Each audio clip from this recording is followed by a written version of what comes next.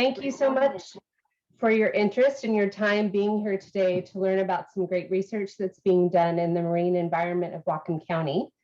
My name is Austin Rose, and I work as a marine planner with Whatcom County Public Works. I would like to start today with a land recognition. We acknowledge the lands we're on today are the ancestral and current homelands of Indigenous nations who have stewarded them since time immemorial. We respect their sovereignty, support their treaty rights, their right to self-determination, and we honor their sacred spiritual connection with the land and water. These Indigenous nations include the Lummi Nation and the Nooksack Indian tribe.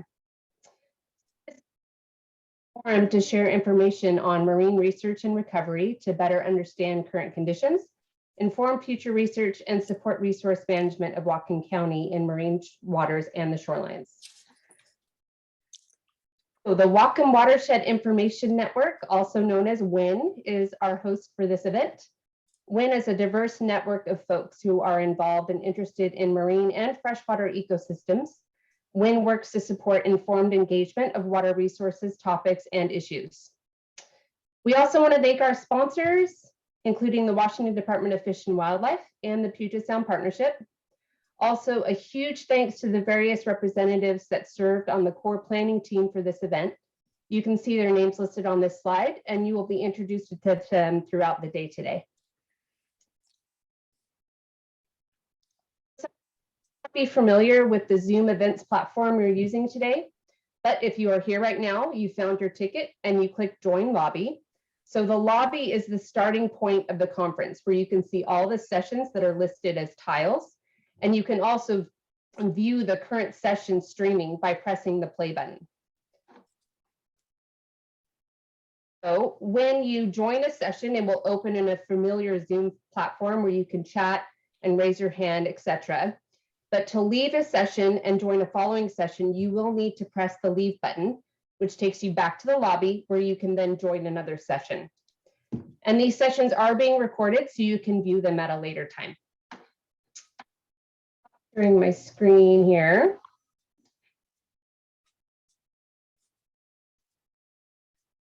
Okay, so I would now like to introduce our keynote speakers for today. Tammy Cooper-Woodrich, she is a Nooksack elder, tribal elder and a storyteller, and her daughter, Angela Letoi. Tammy Cooper-Woodrich is a respected elder of the Nooksack Indian tribe. She and her husband, Steve, have been together since 1988. They have 4 children, 17 grandchildren, and 2 great-grandchildren. Tammy has been telling stories since 1985, and her favorite pastime is to spend time with her family and friends. Angela Letoi has been storytelling with her mother, Tammy, for almost 3 years. She has been listening to the stories since she was 5 years old. She says that even though she has heard them many times over the years, it is still challenging to get up in front of an audience and share because she knows that her ancestors are watching too. Understanding her culture and traditions means so much to her, and she wants to be prepared to share with her 6 children, her grandson, and she has another one coming soon. So please welcome Tammy and Angela. Lauto siaya, Tamala Talsqui, Talita Nooksack. Hello, my friends. My name is Tammy, and I am Nooksack. This is my beautiful daughter, Angela. She has been following me for approximately 3 years and telling stories. And so she will be able to tell a story in a bit. And we are very honored to be here. Thank you for the land recognition. We sure appreciate it. And we'd like to welcome everyone who's here in collaboration to save our planet. The most important thing is for us to come together for preservation of our land and resources. Our identity as Nooksack people, as you know, is the land. The resources are what kept us alive and does keep us alive still to this day. So we have a very vested interest in this. And we want to come to the table with you. And we are very happy that you've welcomed us into this symposium so that we could collaborate and come together to find ways to better what's there and to continue the work that's been going on. It has helped us to network, this symposium has, and the many people who have supported this networking, including the tribes, is very, very important. Today, we are storytellers, and storytellers are the persons who pass on the ancestral knowledge of what goes through the ages and what comes from the past and what goes into the future. As you heard from our introductions, my daughter and I are grandparents, and I am a great-grandparent, which makes it very important for us because in our culture, the 7 generations that are further out from us are the people who are most important to us. So we have to preserve, we have to remember, we have to make sure that everyone understands that that's why we're here, is to help the future generations. Now, the storytellers are normally only storytelling in the winter time because that is our last time. Other than that, during the year, we are gathering, hunting, fishing, and even to this day, we have people in our tribe who do this work. As we know, with modern times, we have to have jobs, we have to have houses, we have to have a way to have a vehicle and things like that. But we also are very in tune to the preservation of the land. Our tribe works very hard to do this with our natural resources department, and we're allowed to come together in that arena too and work hard to preserve. The Creator created all the animals, and the animals became our teachers. There are so many stories that come from the animals. And if we didn't have the animals, then our culture and traditions probably wouldn't be there because that's how we learned.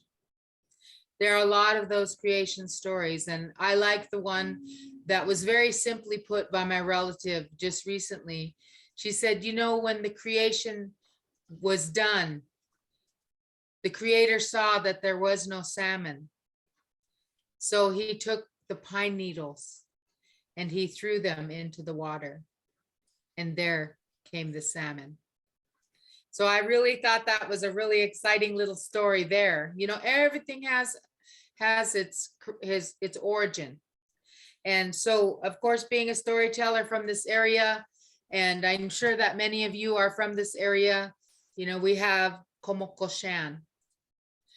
And this story is about Komo Koshan and the twin sisters. A long, long time ago, there was this set of twins. And this chief was so excited because he wanted to marry his twins off to the other chief's sons. One son, his name was Komo Koshan. The other son, his name was Tahoma. Oh, the twins were being courted by them, and both of them fell in love with Komo Koshan. The Creator shook his head. He didn't know what to do. They fought and they fought and they argued about who was going to marry Komo Koshan. And the Creator doesn't like it when we argue. So he had to make a decision. He made a decision to place the twins at the foot of Komo Koshan. Until the end of time, the twins will sit at the foot of Komo Koshan, never to be married to him. To this day, the twins sit there, but they cannot reach him. And if you look to the south, you can see Tahoma rising high above to make sure that the twins never get to have Komo Koshan. And that's the end of the story. So that story is how things came to be. And that's how the stories come about and what we tell whenever we tell stories. So the important thing here for us to collaborate and to come together and network is that we each recognize our own gifts. And the Creator gave each one of us a gift. I am a storyteller. And gratefully, I accept that. I remember when I was told that I was going to be a storyteller, an elder sat me down and said, when you're asked to tell a story, you tell a story. So I'm grateful that I was taught that from my elder. So now today, when I get asked, I go and tell a story. And Zoom has made it quite easy, actually, for me to do that. But you know, the gifts that we have, we never know what they are. And it might seem small to one person, what gift we have, but it is not. So your gift of just caring and being here is so important. I thank you for being here, because I know that you are here because you care. A long, long time ago, there was 4 brothers. One of them, his name was Elk. Oh, Elk was tall and lean. He had great, big, huge horns on the top of his head and a big, giant neck. He could ram into things with his horns. Brother Bear was the next brother. Brother Bear was a big, big, big animal, and he had a giant neck. He had great, big, giant claws, but he could stand up on 2 legs, and he was really tall. And when he wanted to, he could take his claws and grab things and use his giant neck and push things. And then Brother Mole, itty bitty brother. Brother Mole could dig really far into the ground. Brother Mole was fast at digging. That was his gift. And then there was Raven. You know, Raven could fly. His big giant wings, he could go high up into the sky and see all around the land. Each brother was so proud of their gift. And they were kind of proud of each other too. Well, Elk was telling about how he could ram into things with his big giant horns. And Bear said he could stand on his feet and he could push with his big giant claws.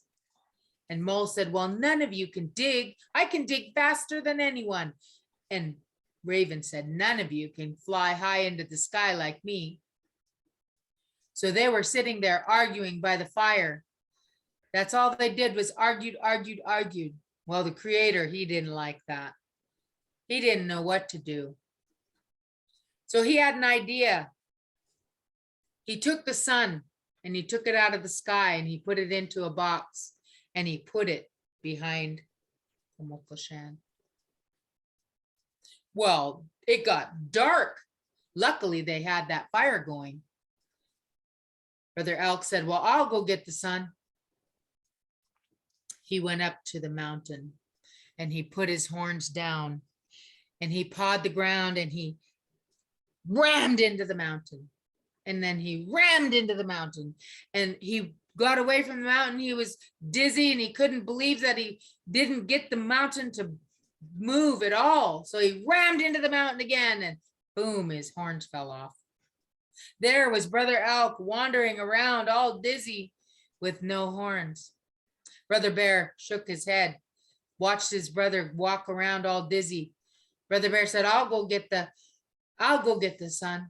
And he went up to the mountain. He stood up and he clawed the mountain and he pushed with his giant neck and he pushed and he pushed. Pretty soon he fell asleep.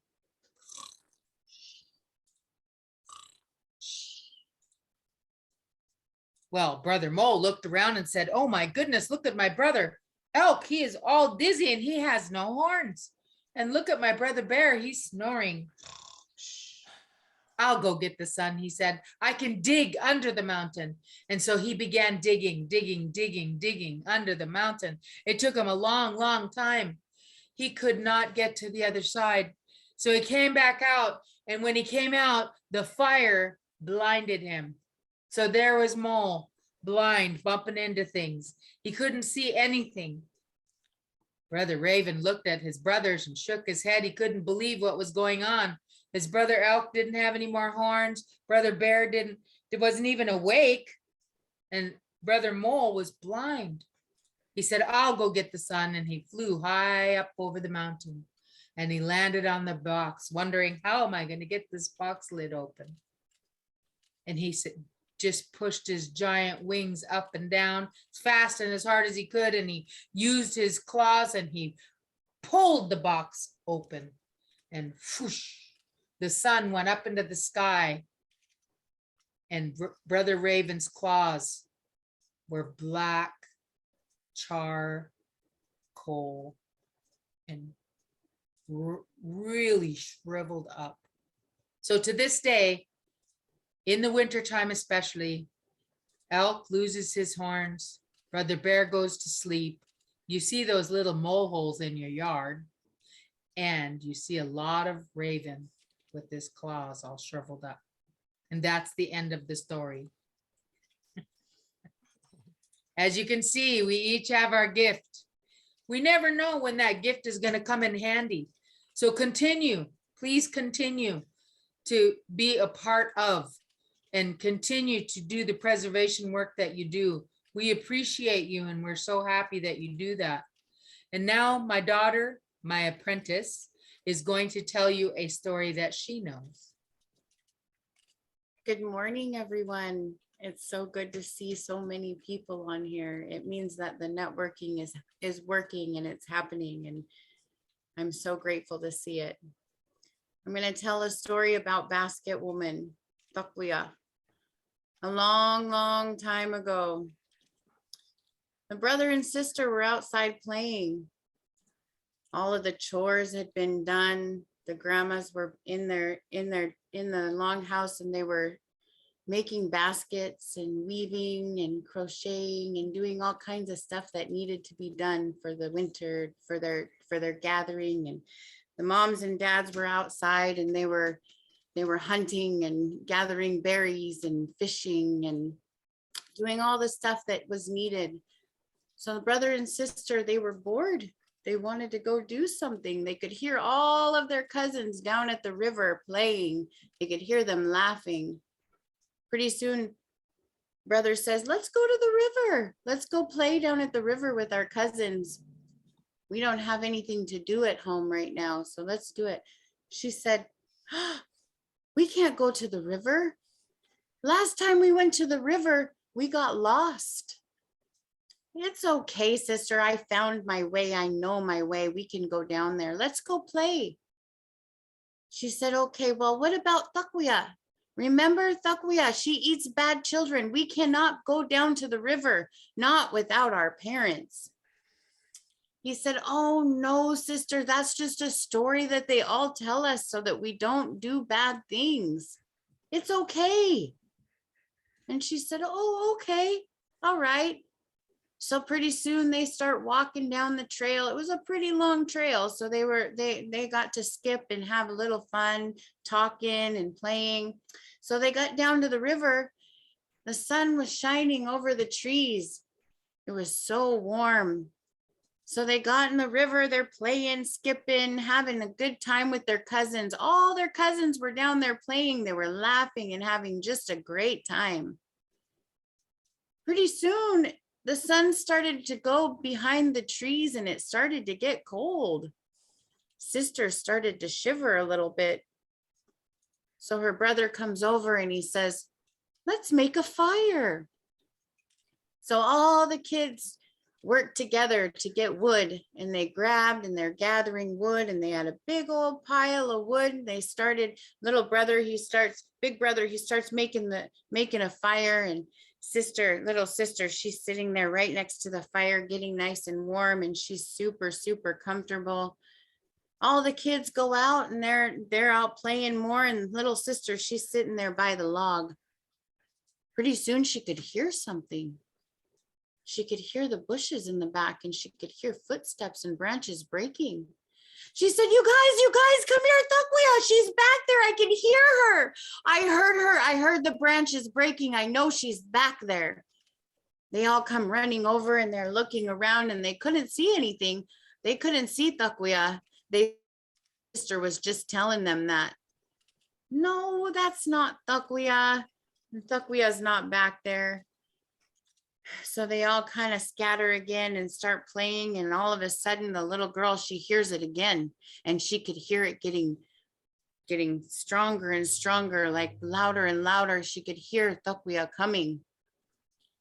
You guys are coming. Takuya's here. I know, I can hear it. I can hear it. And they all come running. And pretty soon, all of a sudden, Takuya jumps out from the bushes. She's this big, hairy, tall lady with hair all over her. She's 9 foot tall, big old huge shoulders with a big old basket on her back.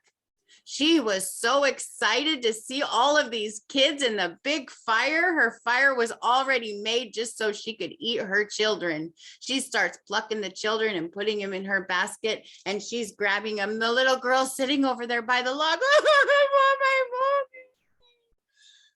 Takuya said, hey, there's a little girl over there. So she goes over and she grabs her and she puts her in her basket, and she just starts dancing around the fire, putting all the wood. She was so excited. Those kids had gathered her wood for her. She didn't have to do it. So she's stoking up her fire, just waiting for the kids.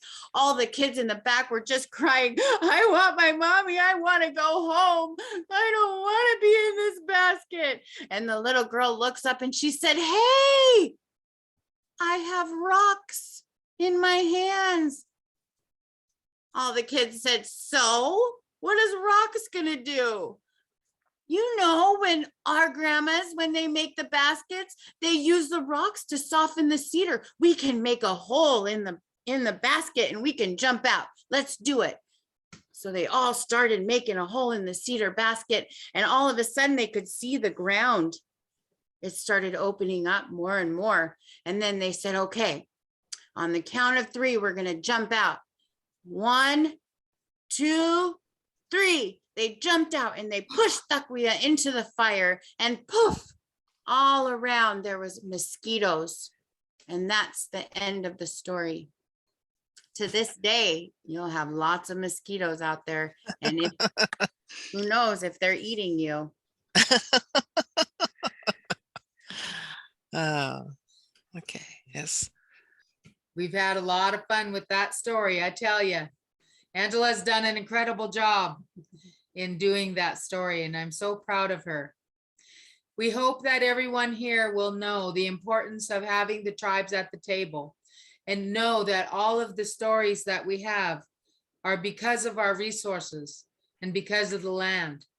Everything is significant, even the mosquitoes and the rocks. So you see how important that is to us. It is who we are. And the land is sacred to our people. And we wanted to make sure that all of this is done in a good way. Because at the beginning of everything in our way, we start with ceremony, song, and prayer. So we would like to sing the Salish anthem now, and then we will be finished. Oh, we oh. We oh,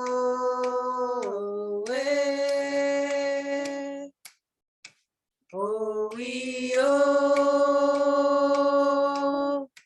we oh,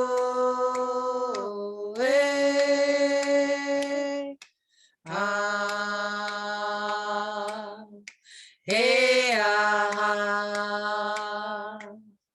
ah, hey, ah, hey, ah, hey, ah, hey, ah. Oh, we oh, we oh,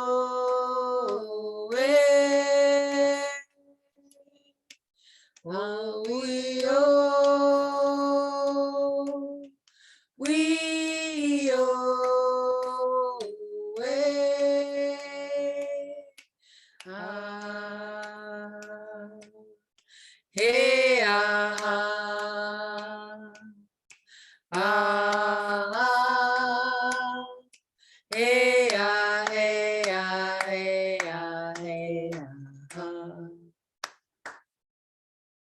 Thank you.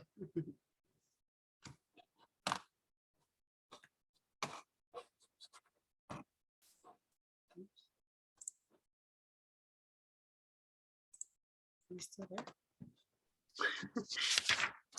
Thank you. I think Austin, are you there? Yeah, I'm sorry, I was just unmuting and putting my video back on.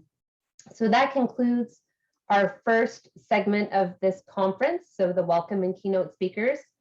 So now what you will need to do if you want to join the following session, the collaborative efforts to remove green crab, you'll need to leave this Zoom platform, go back to the lobby, and then join that session, which will start in 3 minutes and 53 seconds. We'll see you there. Thank you so much, Tammy and Angela.